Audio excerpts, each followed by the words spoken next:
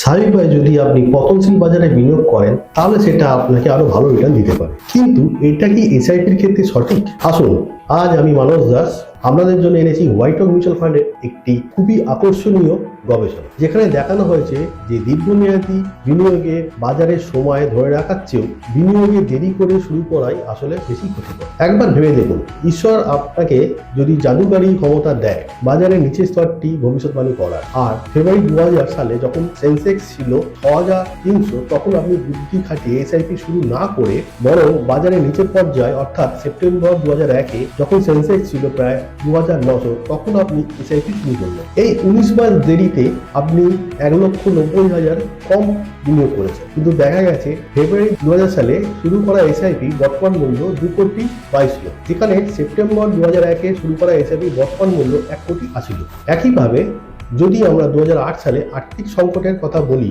তাহলে যদি আপনি জানুয়ারি 2008-এ এসআইপি শুরু না করে বাজার নিচের পর্যায়ে অর্থাৎ মার্চ 2009 যখন সেন্সেক্স ছিল 10,000, তখন এসআইপি শুরু করতেন, তাহলে যেখানে আপনি 1,40,000 কম বিনিয়োগ করতেন, সেখানে জানুয়ারি 2008-এ এসআইপির মূল্য বর্তমান 58 লক্ষ, আর মার্চ 2009-এ এসআইপি শুরু করার আজ মূল্য 50 লক্ষেরও কম। তাহলে বন্ধুদের বলবো, এসআইপি সম্পর্কে 4টি গুরুত্বপূর্ণ বিষয় মনে রাখুন। সফল এসআইপি নির্ভর করে আগে শুরু করার উপর, নিয়মিত বিনিয়োগ শৃঙ্খলা বজায় রাখার উপর, দীর্ঘমেয়াদী বিনিয়োগকে ধরে রাখার উপর, এবং কোন তারিখে কত ঘন ঘন বা বাজার কোন পর্যায়ে বিনিয়োগ করা হচ্ছে তার উপর। ধন্যবাদ, ভালো থাকবেন, নমস্কার। Fund investments are subject to market risk. Read all scheme related documents carefully.